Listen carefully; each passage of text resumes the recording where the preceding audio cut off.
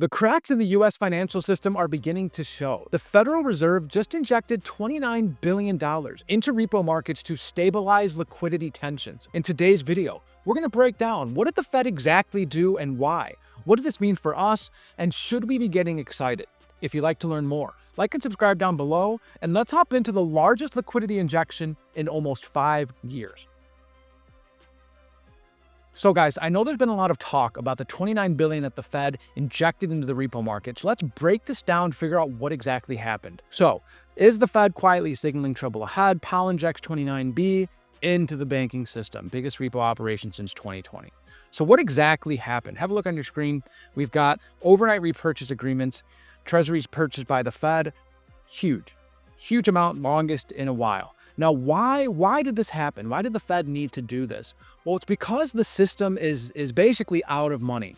So what we're seeing here is the reverse repo falling, the reverse repo.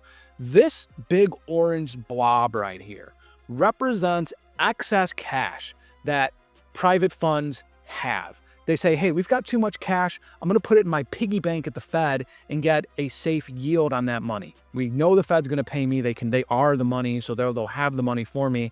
I'm going to park it there. As the tightening cycle continues, as quantitative tightening runs, that gets less and less. Funds pull it out and they reinvest it other places, taking excess cash out of the system. Right now, we're seeing a fundamental lack of liquidity in the system because we're seeing the reverse repos empty. So when a fund needs cash, they say to themselves, okay, I'm going to go to my piggy bank. The piggy bank's empty. Where am I going to get cash from? And so this is why they've been dipping into the standing repo facility. Now, the standing repo facility is essentially the last line of liquidity. When funds don't have enough money in the reverse repo, their piggy bank, they have to pull from the Fed's emergency piggy bank, let's say. But that's not meant to last forever. That's just a buffer to protect from short-term falls in liquidity. And so what we saw happening is we saw SOFR rates rising. Now, what is a SOFR rate? I'll make this as simple as I can. A SOFR rate is essentially the cost of borrowing money using a treasury as collateral, okay? So you can see here, 21, 22, 23, when the Fed was ripe with cash, 21, 22, 23, look at all this money. Look at all this money. There's abundant money. We have plenty of money. So why would I pay a high premium to borrow cash if there's all this cash? Supply and demand. And you can see on this chart, there's plenty of supply. There's plenty of supply. So why am I paying a lot of money to borrow from you? I'm just not, you know? That's how that works. If there's a lot of cash, borrowing cash doesn't cost as much because there's plenty of cash, supply and demand. However, when the piggy bank starts to run dry, there is less liquidity in the system. Therefore, it is more expensive to borrow cash because supply and demand. Say, hey, there's not much that supply. I've got the cash. Good luck getting it anywhere else. If you want it, it's going to cost you a bit extra.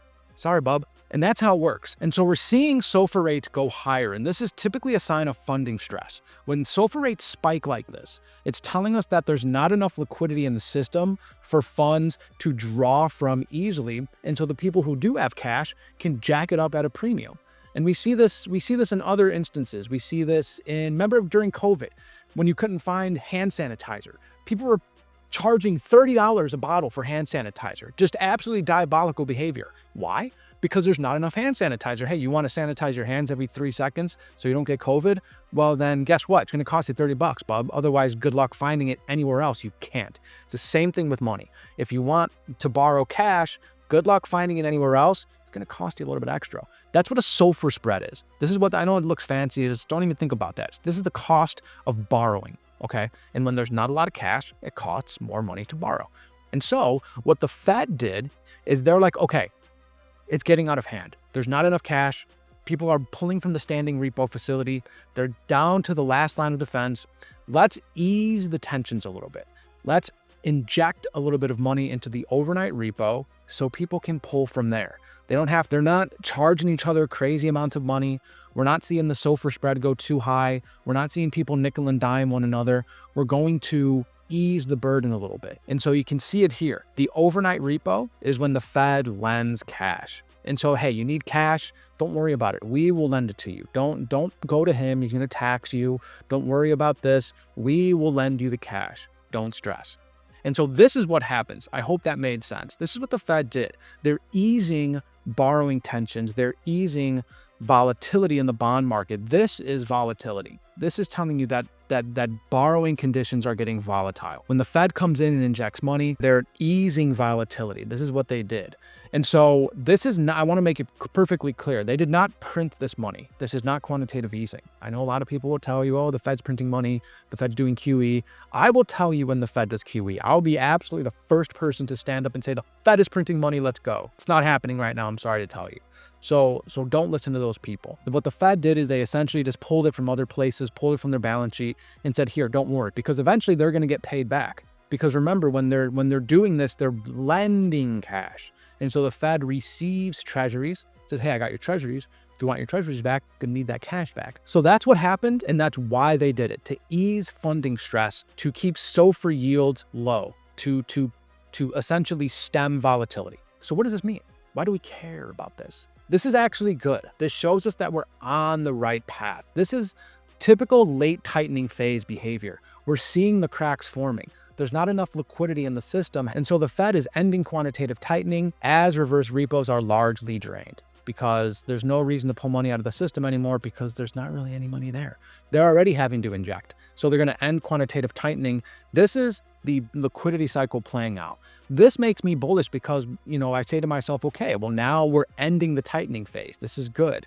One of the things that's really been keeping a cap kind of headwinds to crypto and really risk assets in general is the fact that the Fed's been pulling money out of the system.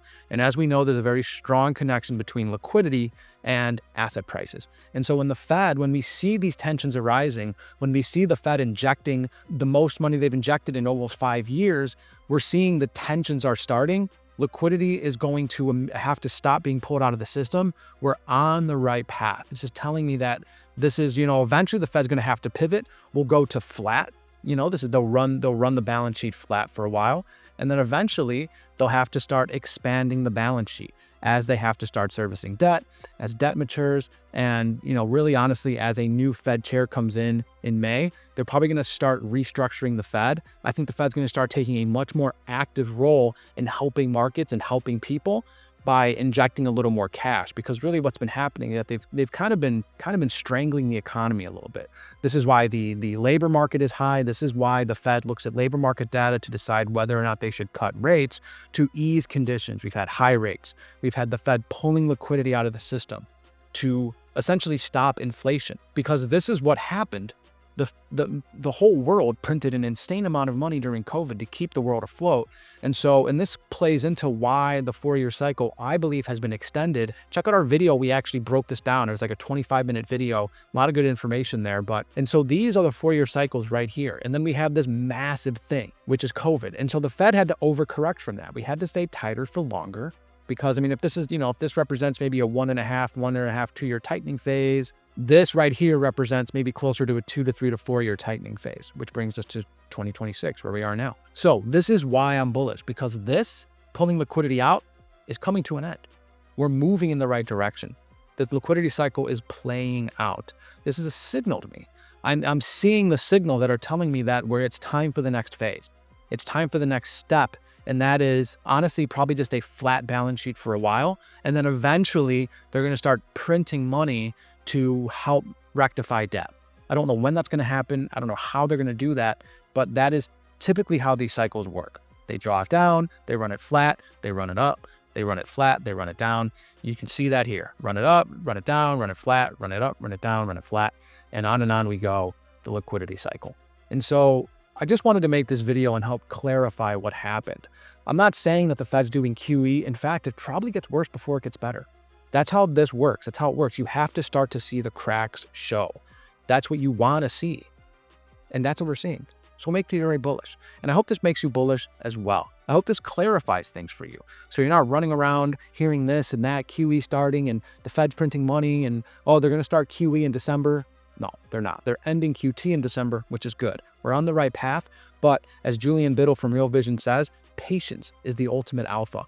And on this channel, we always try to help you become a patient investor by keeping you up to date with the world of macro and investing. I believe that knowledge gives you the conviction that you need to sit through the volatility in markets. Right now, we're seeing a rather sharp sell-off in crypto, but the fact that the tightening cycle is ending and that I know what comes next makes me convicted to sit in my bags and wait.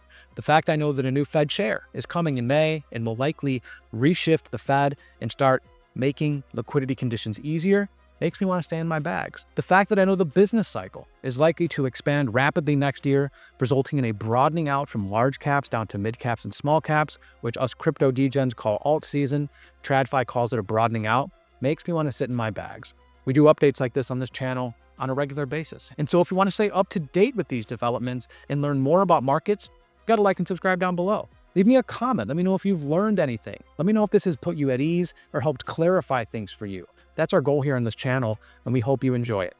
Thank you for being here. We'll see you in the next video.